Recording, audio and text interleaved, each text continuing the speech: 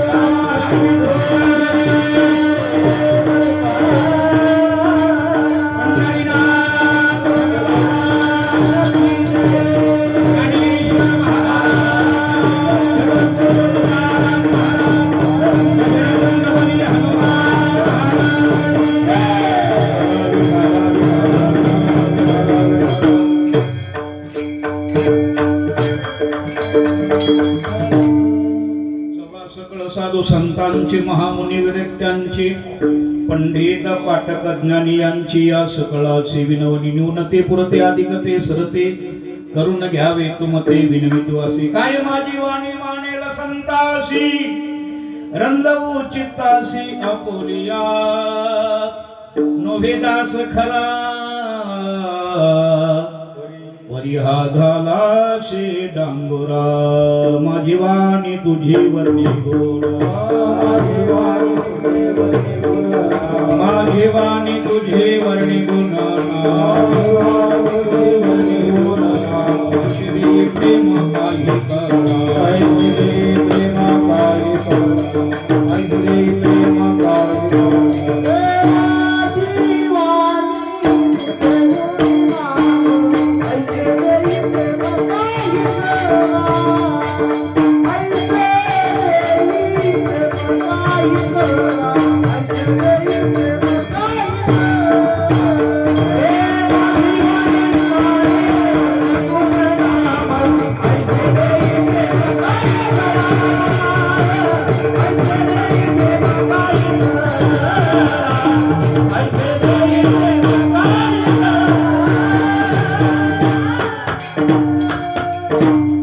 लेकुराचे हित वाहे माऊलीचे चित्त. गाणे नाही बरं का.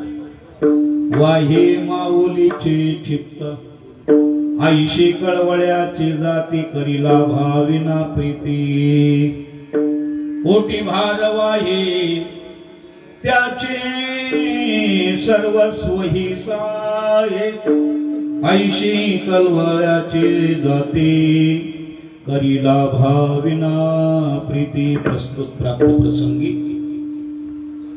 अखिल कुट ब्रह्मांड नायक मर्यादा पुरुषोत्तम भगवान प्रभू रामचंद्र रामभक्त हनुमानजीच्या पवित्र दरबारामध्ये ईश परमात्मा पांडुरंग आईसाहेब रुक्मिणी माता संत श्रेष्ठ ज्ञानेश्वर महाराजापासून आजता गायक जेवढी संत मंडळी होऊन गेली सर्व साधू संत मंडळीच्या सेवेकरता भगवत चिंतनाकरता उपस्थित केलेला अभंग याच्या यावत भूतलावर मनुष्य शरीर प्राप्त झालेल्या जीवाला आत्यंतिक दुःखाची निवृत्ती होऊन त्या जीवाला परमानंद सुखाची प्राप्ती करून देण्यासाठी या महात्म्याने आपल्या जीवाचं रान करून केवळ समाधिताचंच काम केलं असे वैराग्याचे महामेरू देहूचे सुप्रसिद्ध साधू श्रीमंत श्रीसंत श्री जगद्गुरु तुकोबराय यांचा महत्वाचा 4 चरणाचा माय आणि लेकराचं अतूट नातं सांगून संतत्वाचा गौरव करणारा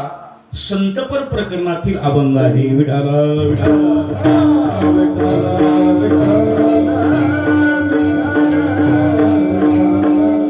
या अभंगातून जगद्गुरु श्री संत तुकोबराय संतांच्या अलौकिक कार्याबद्दल जगत उद्धारालागी संत आणि भूतलावर येऊन समाजाचा जो उद्धार करण्याचं महत्वाचं काम संतांनी केलं त्याची परतफेड म्हणून त्या संतांचा सत्कार करण्याच्या उद्देशाने त्या संतांचा सत्कार करण्यासाठी मातृत्वाची उपमा देऊन संतत्वाचा गौरव करणारा 4 चरणाचा अभंग आहे.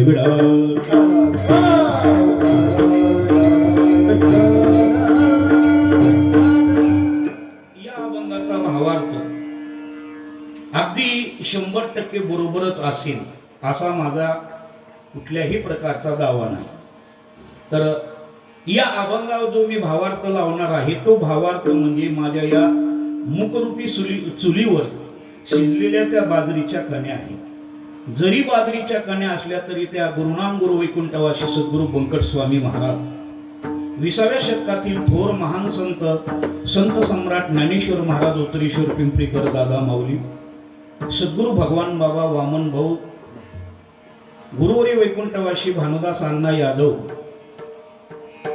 सद्गुरु माऊली मिसाळ महाराज गुरुनाम गुरु स्वामी अखंडानंदगिरी दादाजी महाराज माझे पुण्यवान आई वडील तुम्ही सकळ संत मायबाप या सर्वांच्या आशीर्वाद रूपी तुळशीच्या पानानं पवित्र झालेल्या त्या बाजरीच्या कण्या मी तुम्हाला या कर्णरूपी ताटामध्ये वाढण्याचा प्रयत्न करतो.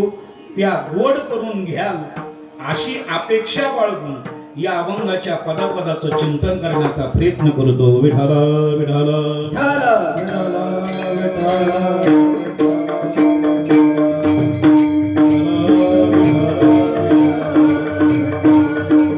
आणि तो भावार्थ करत असताना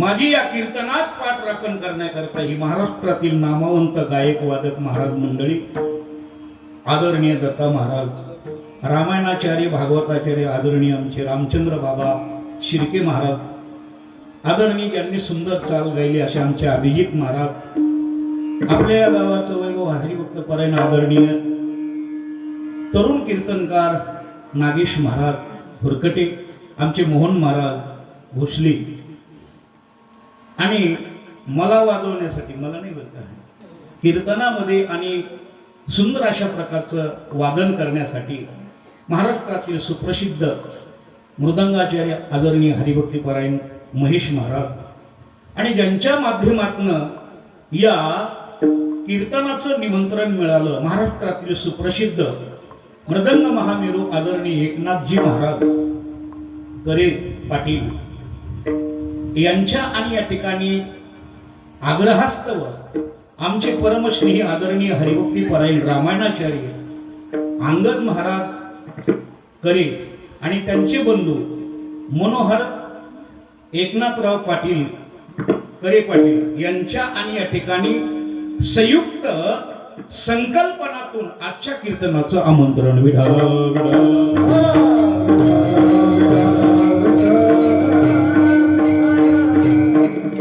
आदरणीय मोहन महाराज हे आहेत आमचे वैजनाथ महाराज भारती सरपंच शिंगणवाडीकर यांची उपस्थिती आहे. आमचे अंगद महाराज सुद्धा आहेत. तुम्ही सर्व माता मावल्या फक्त आता माझ्यासाठी फक्त 1 तास शिल्लक राहिला आहे आणि 1 तासामध्ये मला चिंतन करायचं. 1 तास उरला खटवांग रायासी भाग्यदशा कैशी प्राप्त झाली उत्तम अशा प्रकारचं वातावरण आहे आणि आमचे आदरणीय गौतम महाराज, त्यांचे चिरंजीव बळीराम महाराज यांची सुंदर अशा प्रकारची साऊंड सिस्टीम आहे.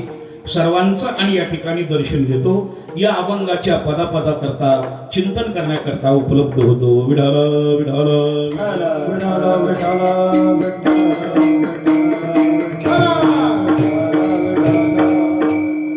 संतांचा गौरव करण्याकरता चिंतन जरा ऐका बरं. खालीकडे मी चिंतनातला महाराज आहे. भाकड कथा सांगण्यापैकी आपला नंबर नाही. जर तुम्हाला कीर्तन कळालं तर तुम्ही म्हणणार महाराज चांगलं बोलले. पण जर लक्ष देऊन ऐकलं नाही तर तुम्ही म्हणता ह्याला कशाला पुन्हा डबल आणलं. विठाल विठाल.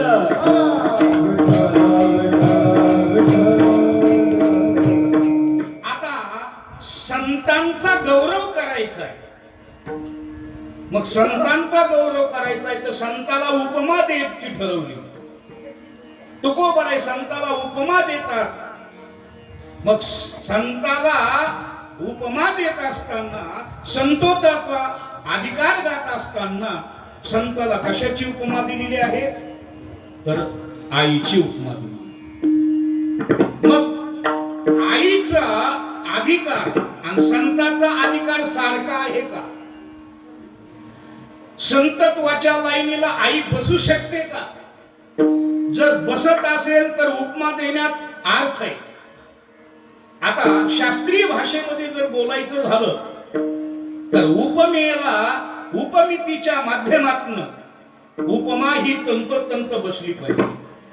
पुन्हा एकदा ऐका, वन्स मोर अगेन. उपमेयाच्या ठिकाणी उपमा ही उपमितीच्या माध्यमातून तंतोतंत ती उपमा बसली तरच उपमा देण्यात स्वार्थ आहे. जर उपमा ज्याच्याबद्दल द्यायची ती उपमा बसतच नसेल तर देऊन उपयोग आहे का? नाही. कळालं हे जाऊ द्या. ज्याच्याबद्दल आपल्याला दृष्टांत द्यायचा आहे तो दृष्टांत तंतोतंत जर बसला तर दृष्टांत देण्यात अर्थ आहे. महाराज ज्या लाईनीत बोलते त्या लाईनीला अनुसरून प्रमाण असेल तर प्रमाण देण्यात अर्थ आहे. नाही तर प्रमाण देऊन उपयोग नाही. महाराज चालले तिकडं सोलापूरला आणि टाळकरेचं प्रमाण इकडं जर इकडं मुंबईला ओढीत असेल ते प्रमाण देऊन त्याचा उपयोग होत नाही. भजन करा विठाल.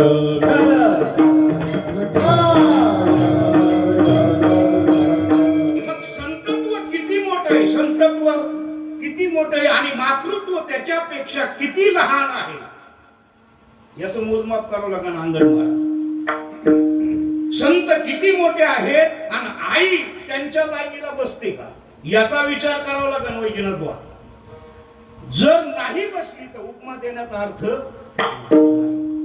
आता संत किती मोठे आहेत संतांच्या भाषेत आपण त्याचा विचार करू. महाराज स्वतः म्हणतात अनुरिनो या ठोकळा अनुरिनो या ठोकळा अनुरिनो या ठोकळा Oh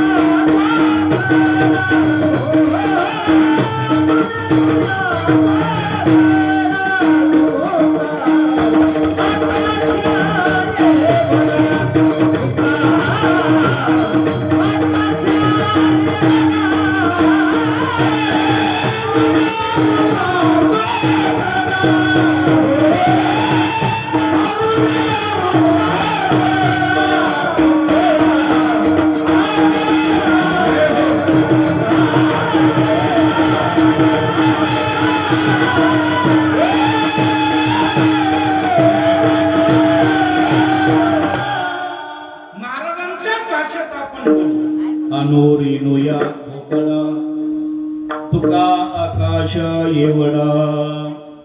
आता अणु कशाला म्हणतात? अणु कशाला म्हणतात? अणुचा शब्द काय? तर अणुचा 6वा भाग त्याला परमाणु म्हणतात. बरं का? अणुचा 6वा भाग त्याला परमाणु म्हणतात आणि परमाणुचा 3रा भाग त्याला इलेक्ट्रॉन, न्यूट्रॉन आणि प्रोटॉन, ज्याला हार्डवेअर आणि सॉफ्टवेअर कळतं त्याच्याकरता बोलतो.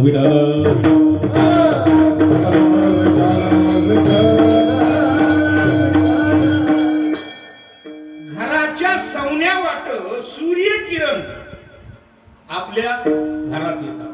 सवन्या वाट, त्या सवन्या वाटामधला जो एक कण आहे, असे घरात कोणी येते ना, असे बारीक बारीक कण असं वळवळ वळवळ केल्यासारखे दिसतात.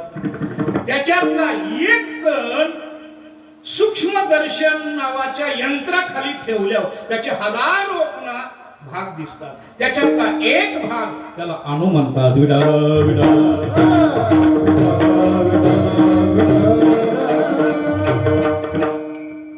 एवढा अणु इतका बारीक आहे. तुकाराम महाराज म्हणतात, इतके आम्ही लहान आहोत, इतके लहान आहोत अणुपेक्षा, आणि मोठे किती आहोत? तुका आकाशा एवढा. आता आकाश किती मोठे सांगता येईल? आकाश किती मोठे? जाऊ दे, आकाश नाही सांगते. मोठे किती मोठे हे सांगता येत नाही तर थांबा. एखाद्याला विचारलं, का हो नागेश महाराज, तुम्ही समुद्र बघितला का? हो बघितला. किती समुद्र मोठा आहे? म्हणले पाटलाच्या हिरी एवढा. समुद्र पाटलाच्या हिरी एवढा असतो का? समुद्र केवढा असतो याचं उत्तर आहे समुद्र समुद्र एवढाच असतो.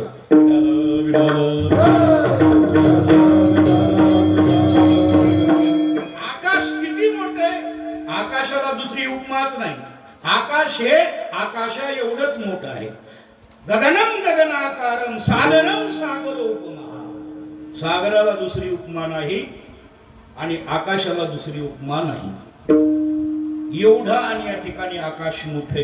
किती मोठे त्याचं जर आणि आपण जर विश्लेषण करू गेलो तर आपल्या डोक्याच्या चिंधड्या होत्या, तरी पण आपल्याला त्याचं आणि या ठिकाणी मोजमाप करता येणार नाही. एवढंच काय,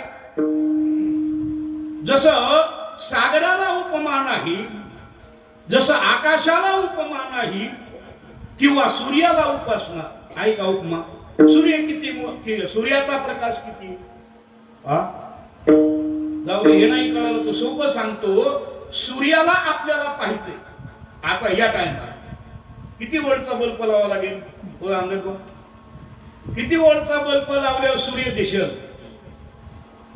सूर्य पाहण्यासाठी काय करावं लागेल? रामचंद्र भाऊ, सूर्य पाहण्यासाठी सूर्याला उगवून द्यावा लागेल, हे त्याचं उत्तर आहे.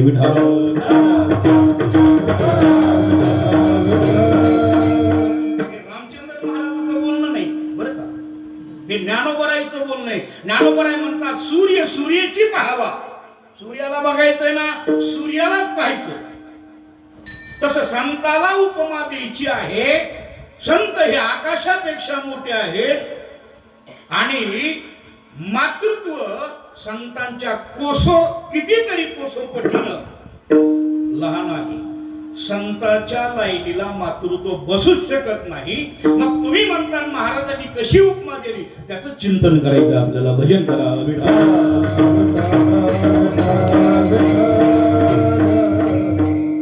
तर जगाच्या पाठीवर मातृत्व एवढा दुसरा दृष्टांत नाही संताला उपमा देण्यासाठी. पण हे लक्षात ठेवा महेश बुवा, की संताच्या लाईनीला मातृत्व हे बसत नाही, उपमा बसतच नाही. पण का दिली? संतांनी विचार केला, या हिंदू राष्ट्रामध्ये, महाराष्ट्र प्रदेशामध्ये, संतांच्या भूमीमध्ये आपण जन्माला आलो. ज्ञानोबराय तुकोबरायच्या नंतर जन्माला आलो. स्वामी महाराज, भीमसिंग बाबा, भगवान बाबा, वामन भाऊ यांच्या नंतर आलो. रामकृष्ण परम महाराज वरबगावकर यांच्या नंतर जन्माला आलो. अनेक साधू संतांच्या नंतर जन्माला आलो. तरी पण या महाराष्ट्राच्या प्रत्येक आणि या ठिकाणी भूमीमध्ये वृद्धाश्रम निघाले आणि आई आणि बापाची अवहेलना लोक करू लागले. 10 आणि या ठिकाणी गावाच्या नंतर आणि एक वृद्धाश्रम निर्माण होतोय. संतांच्या लक्षात आलं, जर आपण मातृत्वाला आपल्या लाईनीला बसवलं तर लोक त्याची अवहेलना करतील. मला काही तसलं ते कविता म्हणून दाखवायची नाही. मी कविता म्हणणारा महाराज नाही. इथं चिंतन सांगायलाच वेळ पुरत नाही. कविता कधी म्हणू? विठाल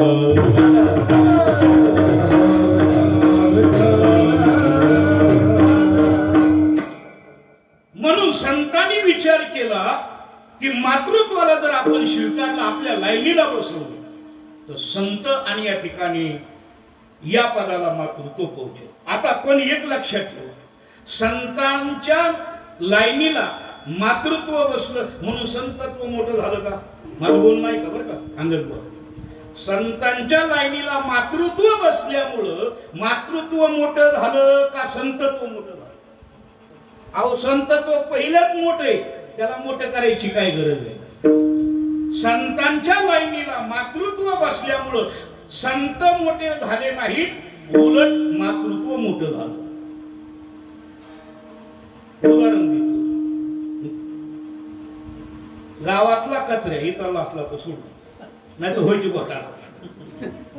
कचऱ्या म्हणा, धोंड्या म्हणा, दगड्या म्हणा, काय म्हणायचं ती म्हणा. ज्याला गावात कवडीची किंमत नाही, असा माणूस आंबा बघायला गेला. आंबा बघायला गेला, तिथं मुख्यमंत्री साहेब आहे. मुख्यमंत्री साहेबाच्या लाईनीला जाऊन तो बसला वर स्टेजवर. लोकांना वाटलं की त्यांचे कार्यकर्ते कोण त्यांच्या बरोबर ते असतील, बसले. सभा विसर्जित झाली आणि कार्यकर्त्यांनी काय केलं, मुख्यमंत्री साहेबाला जेवायला केलं. मग या कचऱ्याने मी पटकन खाली उतरला, हात धुतला आणि जिथं मुख्यमंत्र्याच्या लाईनीला ताटाला ताट वाढले त्या ताटाला जाऊन तो बसला. आता हे कार्यकर्त्यांनी बघितलं आणि कार्यकर्ते म्हणजे ए उठ उठ उठ. तेवढ्यात मुख्यमंत्री साहेब म्हणतात, आता थांबा थांबा, बसलाय ना, बसू द्या. तुम्हाला अगोदरच कळायला पाहिजे होतं याला बसू द्यायचं का नाही. आता बसलाय ना, आता उठू नका. आता जर उठवलं तर उद्या सकाळी पहिल्या पेजला आमची बदनामी. यांना गरीब चालत नाही, यांना अडाणी जमत नाही, साहेब असेच आहे, साहेब तसेच आहे. आता बसलाय ना, बसू द्या. मग जेवण वाढत असताना प्रत्येक जण त्याला आग्रहानं, आता साहेबाचा माणूस म्हणले आग्रहानं वाढायला लागले ना. पण आता वाढत असताना फोटो कोणाची बी निघा, साहेबाचे फोटो कधी बी निघतात. साहेबांनी अशी पोच दिली, साहेबांनी तशी पोच दिली, सगळे साहेबाचे फोटो निघत, फक्त एकच फोटो निघत नाही सकाळचा.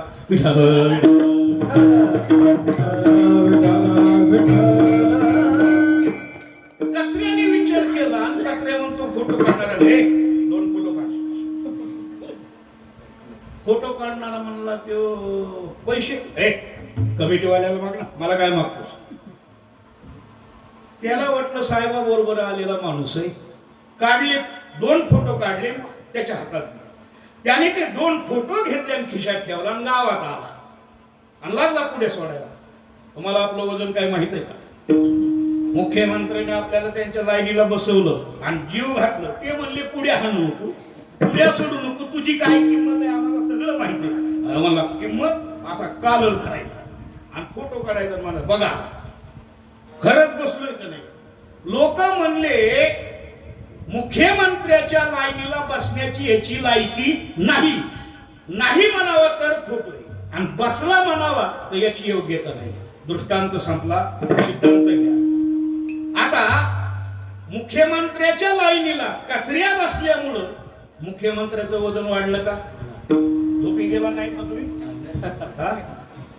मुख्यमंत्र्याच्या लाईनीला कचऱ्या बसल्यामुळं मुख्यमंत्र्याचं वजन वाढलं नाही, उलट कचऱ्याचं वाढलं. तसं संतत्वाच्या लाईनीला मातृत्व बसल्यामुळं संतत्वाचं वजन वाढलं नाही, मातृत्वाचं वजन वाढलं. विठ्ठल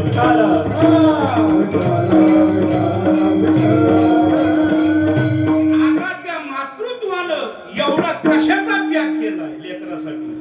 गोड चिंतन आहे. जसे जसं मला वेळ मिळेल तेवढ्याच चिंतन मांडण्याचा प्रयत्न करतो. आई लेकरावर किती उपकार करते, तिचा पहिला उपकार कोणता? ब्रह्मदेवानं सुद्धा आपल्याला जागा दिली नाही. जाऊ द्या, विष्णू नारायण परमात्म्यानं सुद्धा पृथ्वी येण्यासाठी जागा दिली नाही. ती जागा आम्हाला आमच्या आईनं 9 महिने 9 दिवस पोटात आणि या ठिकाणी वाढवलं. म्हणून अभंगात एक चरण आहे, पोटे बाल वाहे त्याचे सर्वस्व हे साहे. आईनं आपल्याला जगामध्ये येण्याकरता 9 महिने दिवस आणि प्रतीक्षा करावं लागली. पण 9 महिने 9 दिवस तिनं आपल्या पोटात तिनं आपल्याला जागा दिली. जगातला पहिला उपकार आईचा. विठ्ठल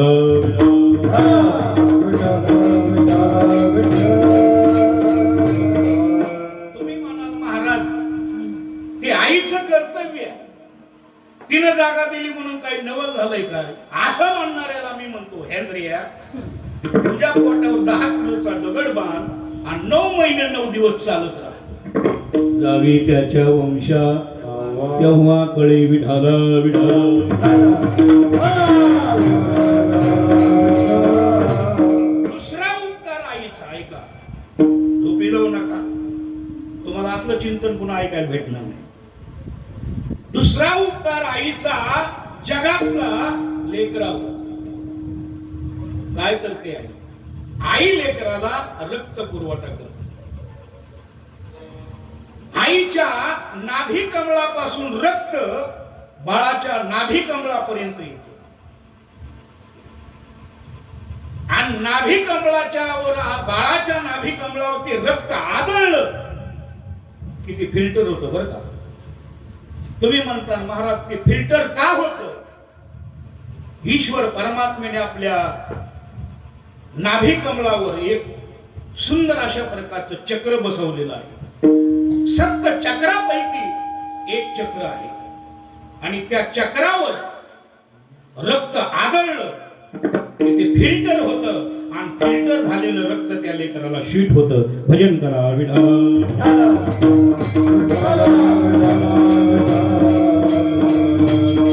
तुम्ही म्हणाल महाराज अहो आईनं रक्त दिलं याच्यात काय नवं? डोनरही रक्त देतात ना. 500 रुपयाची नोट फेकली की 1000 रुपये म्हणा, 2000 रुपये म्हणा, पाव किलो किंवा अर्धा किलोची बाटली मिळते. पण ऐका, ज्यावेळी डोनर रक्त देतो त्यावेळेस रोग्याला जे रक्त पाहिजे, ज्या गटाचं रक्त पाहिजे त्याच गटाचं रक्त जर दिलं तर तो रोगी वाचतो, नाहीतर तो दगावतो. भिन्न रक्त गट त्या रक्ता गटाचा दोघाचा भिन्न गट आला तर रोगी वाचू शकत नाही. आता ऐका, मी मगाई काय म्हटलो होतो की आईच्या नाभी कमळापासून लेकराच्या नाभी कमळापर्यंत आईचा रक्तगट असतो आणि लेकराच्या नाभी कमळावर रक्त आदळलं की ते फिल्टर होतं आणि त्याचा गट वेगळा बनतो.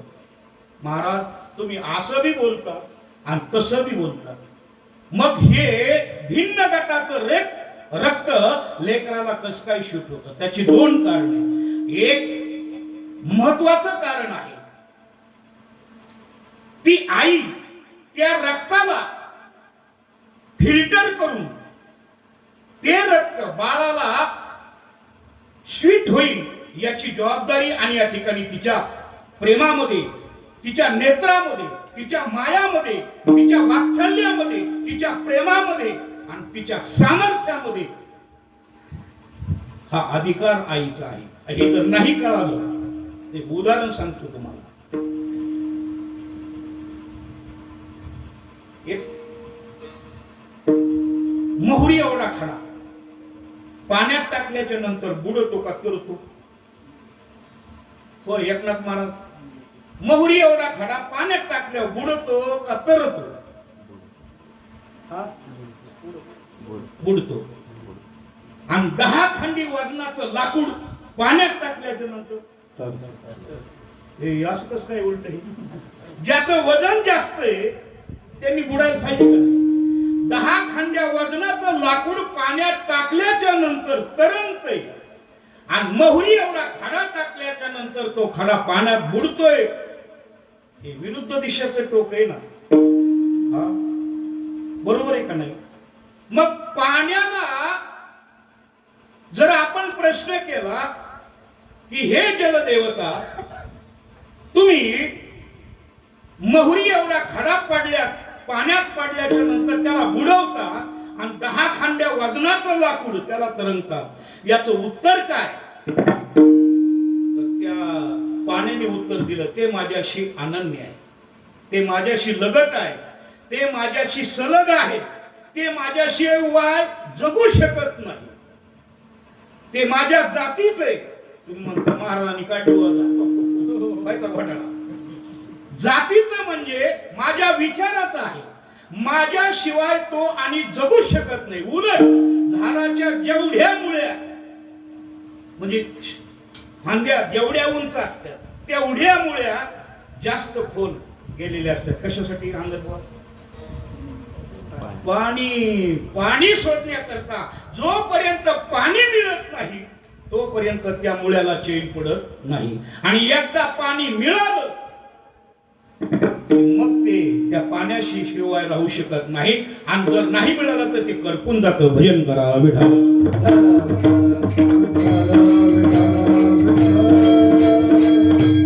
दगड हा पाण्याचा वैरी आहे. महाराज कसं काय? मी पटवून देतो तुम्हाला. दगड पाण्याचा वैरी.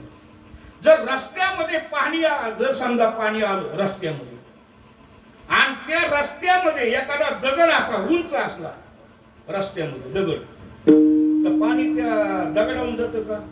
नाही, असं वळण मारून जात. ते म्हणतो नका बाबा ह्याच्या नादी लागत. मी दगडाचं सांगतोय बरं का, नाही तर व्हायचा वाटा. मी दगडाला प्रश्न केला, तू रस्त्यात का पडतोस? रस्त्यातच का? ते म्हणला महाराज रस्त्यात म्हणून पडलो. ज्याला कळालं त्याला कळालं, ज्याला नाही कळालं त्याला उद्या आहे नुकती खायला.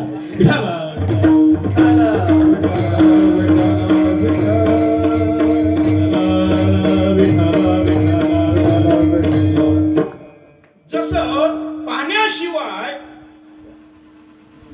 लाकूड जगू शकत नाही, तसं आईशिवाय लेकरू जगू शकत नाही.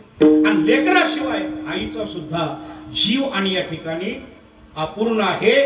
हा जगातला दुसरा आणि या ठिकाणी उपकार आहे. आता तिसरा उपकार आहे का आईचा? आई लेकरासाठी काय देते?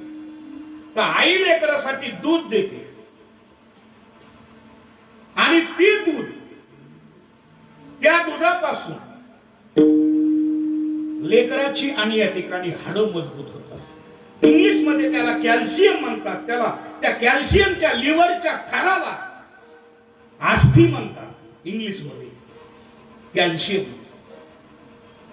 ते हाड एवढे मजबूत होतात की त्या आईच्या दुधापासून बनलेली जी हाडं आहेत त्या हाडावर ही 3.5 हाताची इमारत उभा राहते.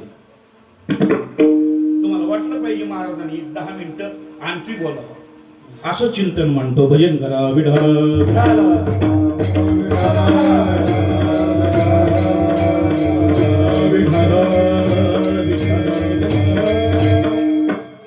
आणि ती आई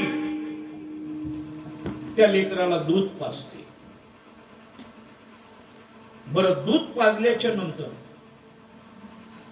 जर जास्तच आणि या ठिकाणी दूध पिली किंवा उन्हातून आली माता माऊली, आईचे माफी मागून शब्द वापरतो, दूध गरम झालं, माझा अधिकार पोहोचत नाही तिथपर्यंत. पण आई आली, दूध गरम झालं, ते गरम दूध जर लेकराला पाजलं तिनं आणि लेकरू उलटल्याच्या नंतर दुःख कोणाला होत? लेकराला काय ते आई ज्याला ज्याला जी आई झाली तिला कळलं. विठाल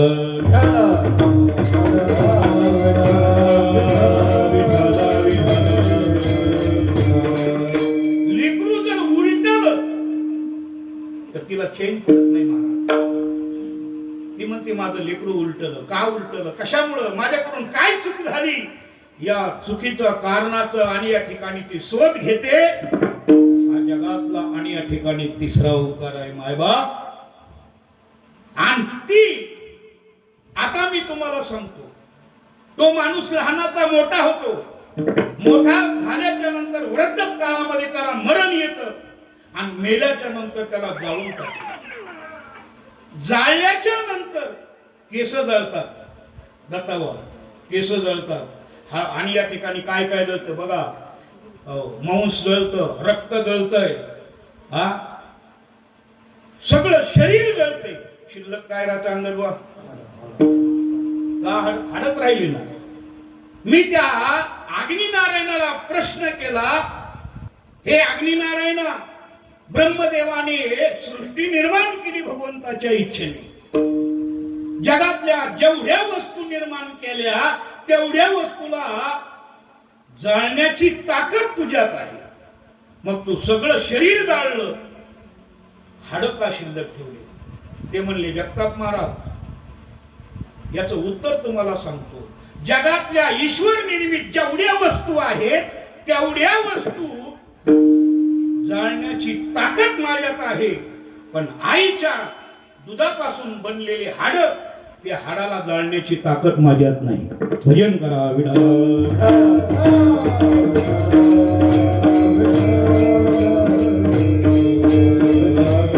आणि त्या हाडावर पुन्हा आपण दूध टाकतो, त्या हाडावर पुन्हा आम्ही या ठिकाणी पाणी टाकतो आणि त्याला पिंडदान करून त्याला पुन्हा पुढच्या प्रवासासाठी आणि या ठिकाणी त्याचा मार्ग मोकळा करतो. जगातला तिसरा उपकार. चौथा उपकार आहे का?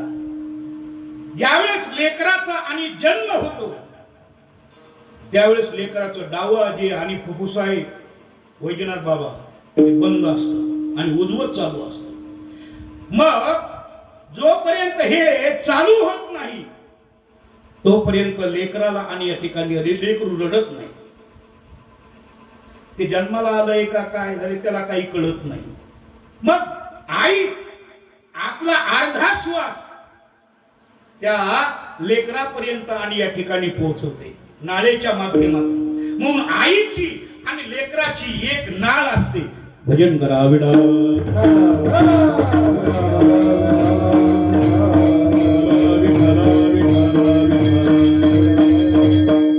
एवढं आईचं प्रेम लेकरावर असतं. दुसरा एक सांगतो, आई जीवाला जीव देणारी, जीवाला जीव देणारी जात, तिचं नाव आई विठ्ठल.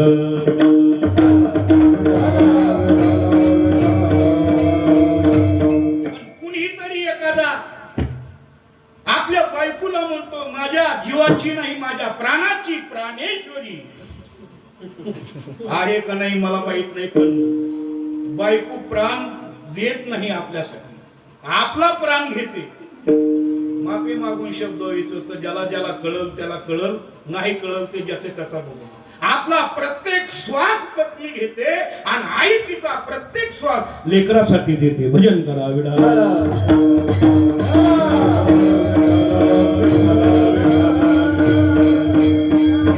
एवढी आई श्रेष्ठ आहे. चार उपकार झाले. एकच सांगतो पुन्हा माझ्या आंबगाकडे येतो, अधिकच जास्त वेळ झालाय. पाचवा आणि या ठिकाणी उपकार सांगतो. ज्यावेळेस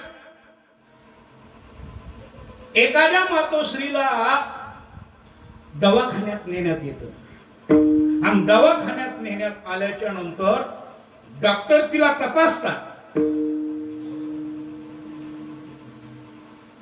का हो, कोण तुम्ही? मी मालक आहे हिचा. तुम्हाला मुलगा होणार आहे. मग आनंदाची गोष्ट आहे. खिशातले 500 रुपये काढले, डॉक्टरच्या हातात बक्षीस म्हणून. थांबा थांबा, बक्षीस देऊ नका, आताच नका. का? माझं बोलणं अपूर्ण आहे, पूर्ण झालं नाही. मग बोला ना. तुम्हाला मुलगा होणार आहे, पण मुलगा तुमच्या पत्नीला आडवा आलाय. माझं बोलणं ऐका बरं. पत्नीला मुलगा आडवा आलाय. तुम्हाला जर मुलगा हवा असेल तर आईचा प्राण दगावण्याची शक्यता आहे. आणि आई हवी असेल तर मुलाचे तुकडे तुकडे करून काढावे लागते. आणि लवकर निर्णय द्या. लवकर जर निर्णय नाही दिला तर मोहन महाराज दोन्ही जाण्याची शक्यता आहे. आपल्याला काय पाहिजे? बायको पाहिजे म्हणावं तर मुलगा जातोय, आणि मुलगा पाहिजे म्हणावं तर गौतम महाराज काय पाहिजे? मोठ्या आनंदाने उत्तर दिलं आमच्या गौतम महाराजांना. महाराज, कुंभार असणारे गाडगे घडायला असल्यावर गाडग्याला काही किंमत कमी आहे का? गाडग्याला कमीच नाही ना. प्रश्न त्यांनी दिले, उत्तम असा आशीर्वाद. आणि 100% बरोबर आहे तुमचं, बरं का? तुमच्या मताला मी सहमत आहे. पण आता ऐका, जर आपण आपल्या आईच्या पोटात असतो आणि आपण जर आपल्या आईला आडवा आलो असतो, आपल्या बापाने तुमच्यासारखा असा निकाल दिला असता तर आज इथं आला असता.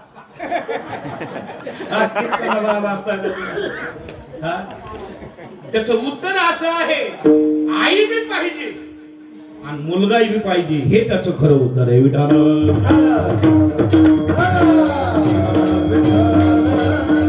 पण आता ऐका, हे नाते कसे आणि या ठिकाणी बदलतात. मुलीच्या बापाला विचारलं, मुलीच्या आईला विचारलं, तुम्हाला काय पाहिजे? त्यांचं उत्तर ऐका जातं. ते काय म्हणते? आम्हाला काय घेणं देणं नाही, आमचं लेकरू वाचलं पाहिजे. आई वडिलाचं. नवऱ्याला विचारलं, तुम्हाला काय पाहिजे? ते मग ते मुलगा तुकडे करून काढा, पण मुलाची आई वाचली पाहिजे. सासू सासऱ्याला विचारलं, तुम्हाला काय पाहिजे? सासरा म्हणतो, डॉक्टर साहेब तुमच्या याच्यावर करा. सासू म्हणते, तुम्हाला काय कळतं का? वंशाला दिवा लावायला एखादी मरती का? हजारो मरत्या, आपली दिली म्हणून काय? मी तरी सासू नाही सांगत, आमच्या तिकडली सांगतोय. नाही तर व्हायचा फटाळा.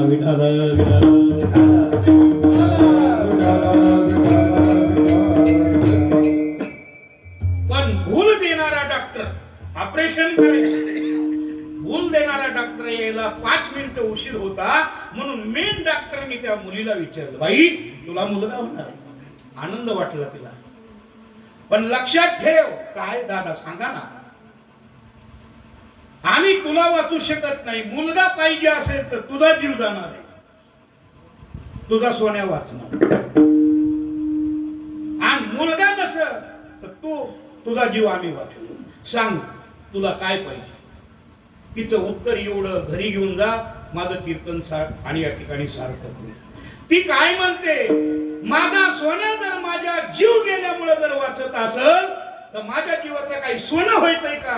माझा सोन्याला वाचवा. भजन करा विठ्ठल.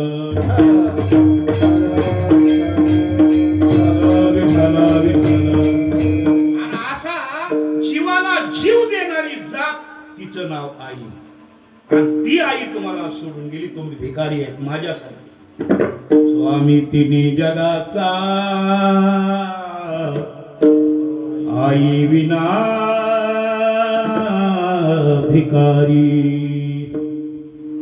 जगाचा राजा असेल नरेंद्र मोदी साहेब असतील, पण त्यांचीही आज आई मरण पावली. ते भिकारी जरी राजा असले तरी. विठ्ठल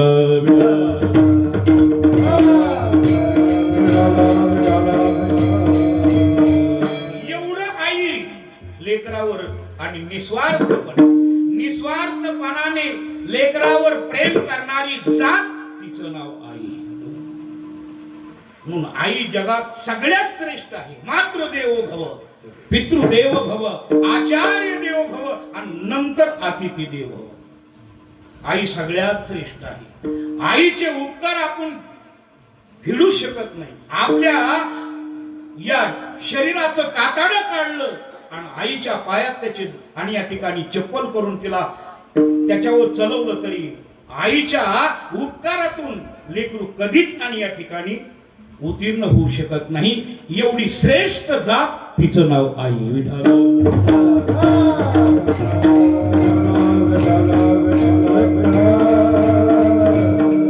आणि अशा आईला एक सहावा सांगूच का? तुम्ही सांगा म्हणला तर सांगतो. एका आईच्या पोटात लेकराच्या पोटात दुखायला लागलं. शेजारणीकडे गेली आणि शेजारणीला विचारलं माझ्या लेकराच्या पोटात दुखायला लागले. किती महिन्याचं आहे? 6 महिन्याचं. अरे मग तू काही शिळपाक खाल्लं होतं का? म्हणले परवा दिवशीचे बाजरीचे तुकडे मला खाऊ वाटले म्हणून खाल्ले. शिळे तुकडे खाल्ल्यामुळं लेकराचं आणि या ठिकाणी पोट दुखायला लागलं. अगं मग दवाखान्यात जा.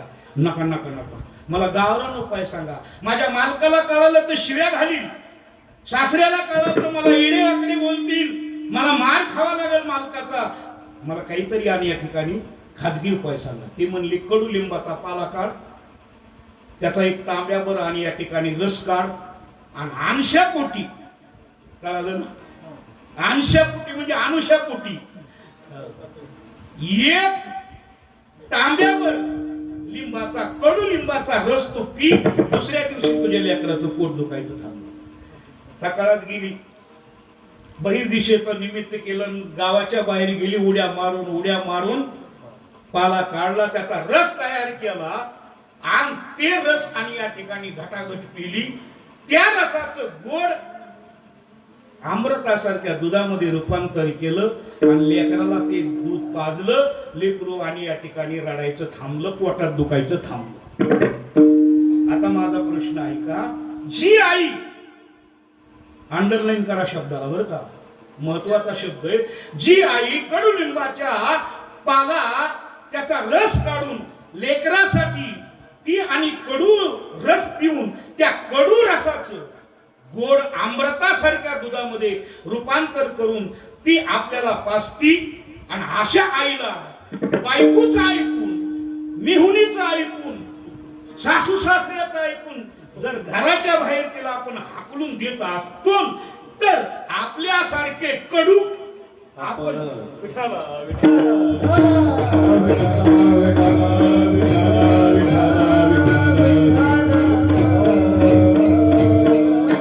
अशी जी निस्वार्थपणाने जी आई आहे त्या आईला आपल्या लेकराची सतत काळजी वाटते. अभंगाचं पहिलं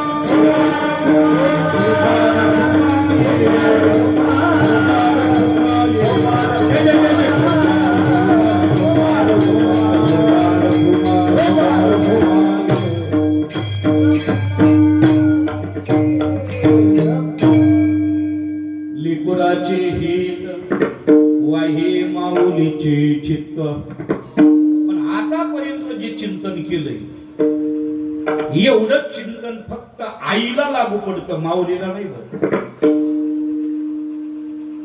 इथं जाणकार माणसं आहे. आता माझं बोलणं ऐका. आईला लेकराचं हित कळतं हे आपण म्हणतो, पण महाराज म्हणते नाही, आईला लेकराचं हित कळत नाही.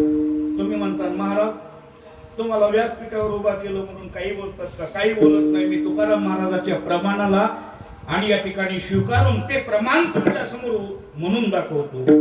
महाराज म्हणतात हित नाही ठावे जननी जनाता, हित नाही ठावे जननी जनाता, हित नाही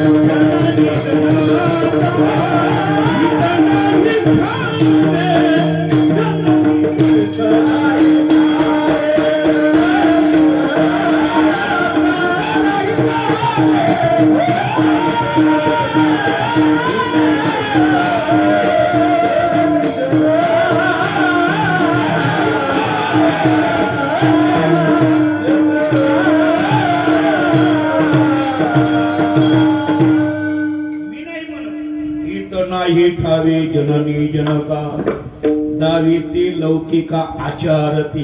लौकिक आचाराचं हित आईला कळतं, पण पारमार्थिक विचाराचं हित आईला कळत नाही. पुन्हा एक शब्द वापरतो, एक महाराजांचं प्रमाण. महाराज स्वतः म्हणतात माये बापे सांभाळीती, लोभा कारणे पाळीती. मग आईला हित का कळत नाही? तुम्ही म्हणतात महाराज त्याचं उत्तर मला देता आलं पाहिजे. तर त्याचं उत्तर असं आहे, आईला हित का कळत नाही? आई लेकरावर सारखं प्रेम करत नाही. मग ते दुसऱ्याचं लेकरू असू किंवा आपले दोन्ही असू, दोन लेकर जर दुसरीचं येत असेल दुसऱ्या बाईचं आणि तिचं लेकरू असेल, उन्हात खेळत असेल, तर ती आपल्या पोराला म्हणते राम्या सावलीला येऊन मर. आणि ते म्हणतो आई, आणि तो शेजारचा बाळू त्याची माय बघून घेईन ना. आईकडे अपपर भाव पण आहे. बरं जाऊ दे, हे जाऊ दे बाजूला. आपल्याच लेकरावरती सारखं प्रेम करते का? होय. तुम्हाला काही विचारण्यात उपयोग आहे? ज्यांना 50% आरक्षण दिलंय, माझ्या लाडक्या बहिणी हो, यांच्याकडून तर काहीच ऐकायला भेटलं नाही. त्याला विचारलं मग होय, त्याला विचारलं तुम्हाला कोणता आवडतं, पोरगा आवडतो का पोरगी आवडती? आपलं कसं आहे? नाग महाराज, हो नागेश्वर, नवनाथ महाराज, तुमचं झालंच नाही अजून काय. बरं, पोरगा आवडतो का पोरगी आवडते? महेश महाराज झाले का? होईल होईल, झाले डबल का?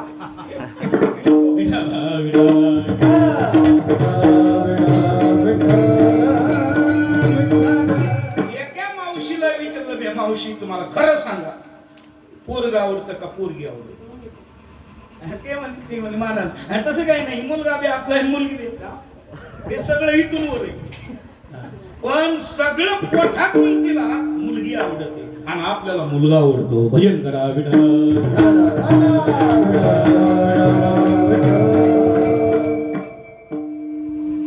पण तिला मुलगी का आवडते? तुम्ही म्हणता महाराज तुम्हाला उभा केलं म्हणून आमच्यावर तुम्ही आक्षेप आणतात काय? मी तुम्हाला तुमच्याकडून होकार म्हणून देतो, तुम्हाला पटवून देतो. उगा कान देऊन ऐका. मुलगा 25%, किती टक्के? मुलगा 25% बायकोच्या ऐकण्यात जावं. म्हातारी गावभर हिंडते. तुम्हाला काय माहित आहे का? तुम्हाला काय माहित आहे का? आमचा त्यो काय सांगा, नदी बैल घालाय ना. मुलगा 25% बायकोच्या ऐकण्यात जाऊ द्या, म्हातारी गावभर चर्चा करते आणि वरून पोटाला हाणती. जावाई बाई मागा सगळ्या वाड्याच्या किल्ल्या माझ्या बबीच्याच कमराला. ह्यो नदी बैल झाला, हे तो झुलीचा झाला ना. विठाला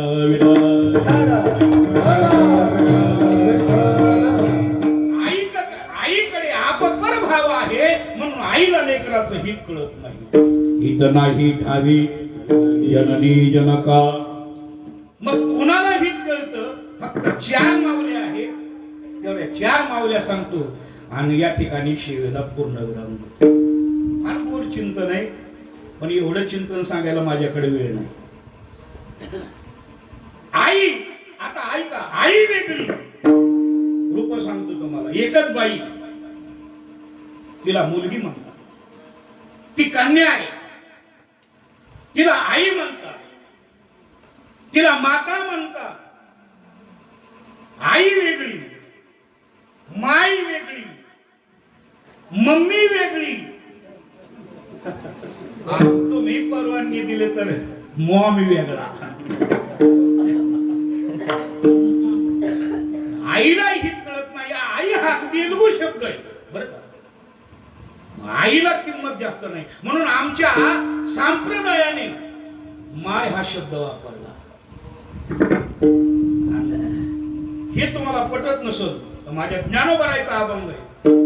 जाईन गे माये दया पंढरपुरा, जाईन गे माये दया पंढरपुरा, जाईन गे माये दया पंढरपुरा, जाईन गे माये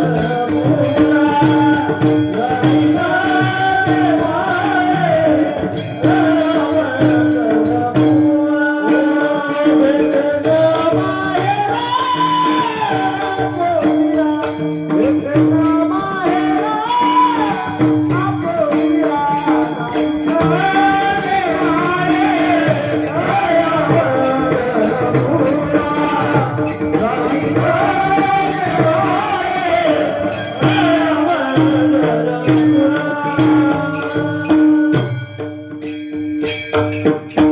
माय म्हणण्यामध्ये आपलेपणा आहे.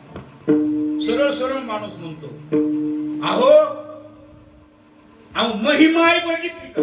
मही माझी सुद्धा म्हणत नाही. अहो मही माय बघितली का? माय अजून मी तोंड भरून शब्द आहे. माय हा तोंड भरून शब्द, आई हा तोंड भरून शब्द नाही. माय. बरं झालं ज्ञानेश्वर महाराज आपल्या अगोदर अवताराला आले. ते जर आपल्या हयात आले असते तर ते सुद्धा, त्यांनी सुद्धा मॉडर्न अशा प्रकारचे अभंग केले असते. ते सुद्धा म्हणले असते, दाई न गे मम्मी. पण महाराज तसे म्हटले नाही. माय शब्दाला किंमत. कधी कधी माय, माता वेगळी. आता माता माझा पुन्हा शब्द आणि माफी मागून वापरतो. कधी कधी माता कुमाता सुद्धा होते. आपल्या प्रतिष्ठेच्या आड लेकरू आलं त्याला पाण्यात फेकून दिलं जातं, तिला कुमाता म्हणतात. भजन करा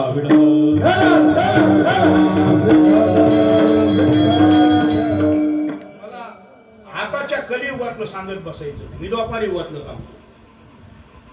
कुंती मातेला सूर्यापासून मंत्र आणि या ठिकाणी प्राप्त झाला आणि कुमारी अवस्थेमध्ये गर्भधारणा झाली सूर्य मंत्र बीजापासून आणि कर्ण आणि या ठिकाणी जन्माला आला. जन्माला आल्याच्या नंतर धात्री पळत आली. धात्री आता काय करायचं? माझ्या प्रतिष्ठेच्या आड हे बाळ जन्माला आले, काय करू? माझ्या नावाला काळीमा लागला. कुमारी अवस्थेमध्ये मुलीला मुलगा झाला, माझी बदनामकी होईल, काय करू? धात्रीनं सांगितलं उचलंदी पाण्यात टाकू, आणि पाण्यात टाकून दिलं. वाहत वाहत त्या उपरीचर आणि या ठिकाणी कोळ्याच्या हातामध्ये सापडलं. कोळ्याने पुन्हा त्याला आणि या ठिकाणी आपल्या पत्नीकडे दिलं. राधेनं त्याला स्तनपान केलं आणि राधेच्या नावावर त्याचं नाव पडलं राधे. आणि पुन्हा भगवान परमात्म्याला सांगायची काय गरज आहे? कोणती सांगती देवा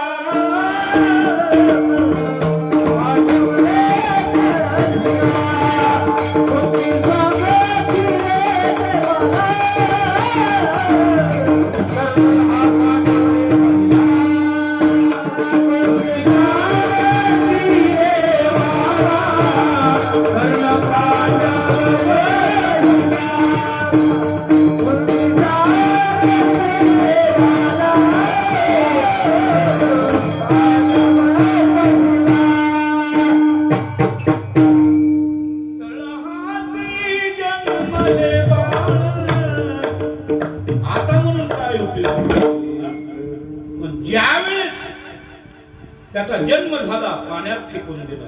मला काय सांगायचंय, माता ही कधी कधी कुमाता सुद्धा बनते. म्हणून आई वेगळी, माता वेगळी, माई वेगळी, मम्मी वेगळी आणि मॉम वेगळा. यांना लेकराचं हित कळत नाही. आता लेकराचं हित कोणाला कळतं? एखादी आई डॉक्टर आहे, एखादी आई तिला लेकरू झालंय. एका बाईच्या लेकराच्या पोटात दुखायला लागलं. दवाखान्यात तपासलं, डॉक्टरनी सांगितलं टायफॉइड झाला. याला आंबट तिखट खारट पदार्थ देऊ नका, तेलकट पदार्थ देऊ नका. दिवाळीचा सण आला, स्वतः स्वयंपाक केला, घरातली सगळी माणसं जीव घातली स्वतःच्या हातानं. कुणी? त्या लेकराची आई. आणि लेकरू पलंगावर पडून आईला म्हणतं, आई मला एक करंजी दे ना. तिनं सांगितलं, बाळा डॉक्टरनी काय सांगितले तुला? करंजी खायची नाही, तेलकट खायचं नाही. माझ्या बाळासाठी पुन्हा मी शेरभर आणि या ठिकाणी करंज्या करेन. पण ज्यावेळी तिनं आणि या ठिकाणी स्वतः ताट घेतलं आणि करंजी तोंडात घालायच्या टायमाला तिला खाऊ वाटना. मनात विचार केला, यालाच खाल्ली, यांनी खाल्ली नाही तर माझ्या पोटात कशी जाईल? आणि एखादी करंजी ह्याला खाऊ घातली तर काय? लोभापोटी तिनं त्या लेकराला करंजी खाऊ घातली आणि लेकराला आणि या ठिकाणी पोटात दुखायला लागलं. दवाखान्यात गेलं, दवाखान्यात डॉक्टरने सांगितलं, बाई तुला सांगितलं होतं ना लेकराला आणि या ठिकाणी तू हे करू. आता काय करायचं? केमिकलची औषधं पुन्हा याच्या लेकराच्या पोटात टाकून पुन्हा आणखी याचं पोट बिघडेल. तुला कळत नाही, तुम्हाला लेकराला जन्म देता येतो पण तुम्हाला लेकराचं हित कळत नाही. बाई अशी खाली पाय जमिनीला अशी टोकरीत होती पायाने, अंगठ्याने. बराच वेळ डॉक्टर बोलत होता, ती ऐकून घेत होती. शेवटला तिचं तोंड फुटलं, बस करा डॉक्टर साहेब, तुम्हाला माय झाल्याशिवाय कळणार नाही आईचं लेकरावर किती प्रेम असतं. डॉक्टरने सांगितलं, बाई तू प्रेम करतेस लेकरावर पण स्वार्थापोटी करतेस, लेकराच्या हितासाठी करत नाही. डॉक्टर डॉक्टरच्या बाजूने बरोबर बोलतोय आणि बाई लेकराच्या बाजूने बरोबर बोलते. ती तिच्या प्रेमानं बोलते, तिचंही बरोबर आहे आणि डॉक्टरचंही बरोबर. डॉक्टरला औषधाचं ज्ञान आहे आणि लेकराचं प्रेम, लेकरावर किती प्रेम याचं ज्ञान आईला आहे. पण दोन्हीही अपूर्ण आहे. लेकराचं हित डॉक्टरला कळत नाही आणि औषधाचं ज्ञान आईला कळत नाही. भजन करा, झालं कीर्तन विठ्ठल.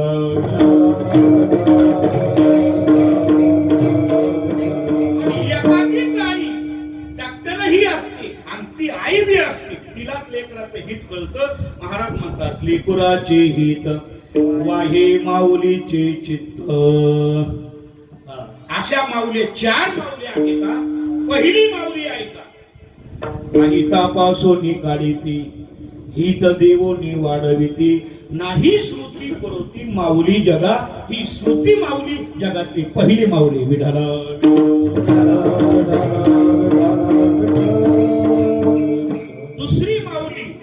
माऊली 17वीचे स्तन दिशी अनुहातातला धल्लरोगासी समाधीशे जे बुधविशी म्हणून साधका तू माऊली ही गुरु माऊली. कृष्णांजन एक वेळा डोळा घालिता आढळ तिमिर दुःख गेले फिटले भ्रांतीचे पडळ श्री गुरु निवृत्ती राये मार्ग दाविला सोज्वळ बाप रुक्मादेवीवर विठ्ठल दिनाचा दयाळ ही 2 नंबरची माऊली गुरु माऊली. आणि तिसरी माऊली तिचं नाव आहे संत माऊली. ज्ञानराज माझी योग्याची माऊली ज्ञानराज माझी योग्याची माऊली ज्ञानराज माझी योग्याची माऊली ज्ञानराज माझी योग्याची माऊली हे निगमवती प्रगट के हे निगमवती प्रगट के हे निगमवती प्रगट के. आणि चौथी माऊली आहे तू माझी माऊली मी व तुझा कहना पाजी प्रेम पाना पांडुरंगी. या 4 माऊल्याला लेकराचं हित कळतं म्हणून महाराज म्हणतात लेकुराचे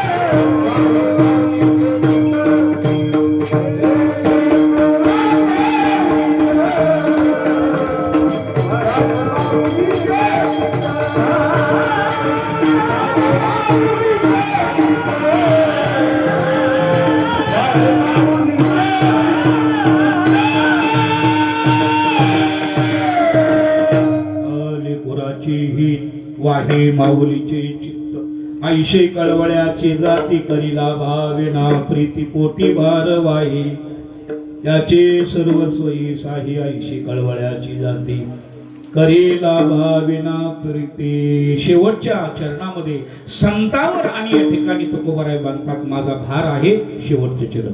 तुका मने माझे तुका मने माझे तुका मने माझे तुका मने माझे तुका मने माझे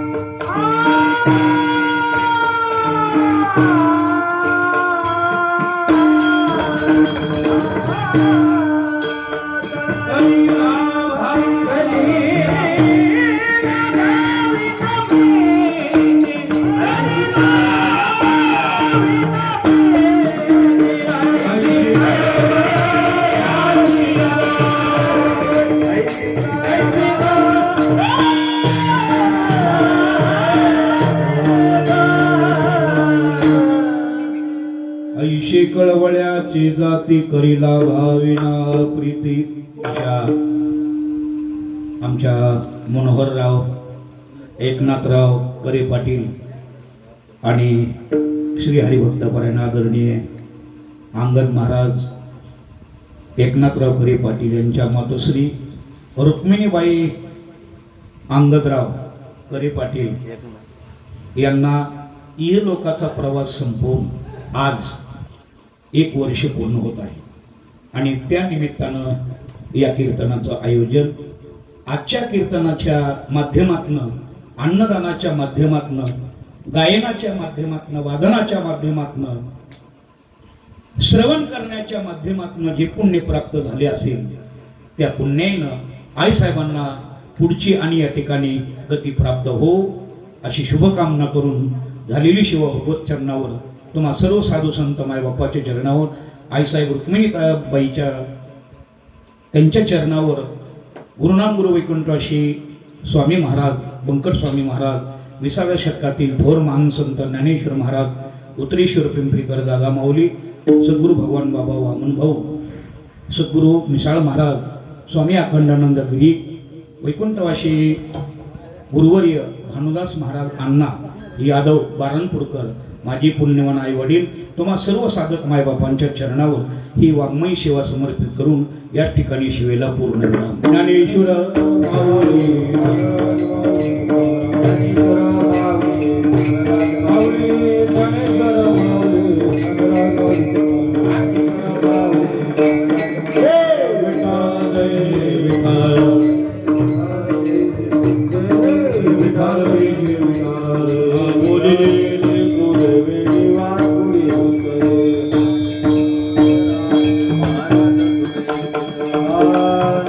चाली लागी कार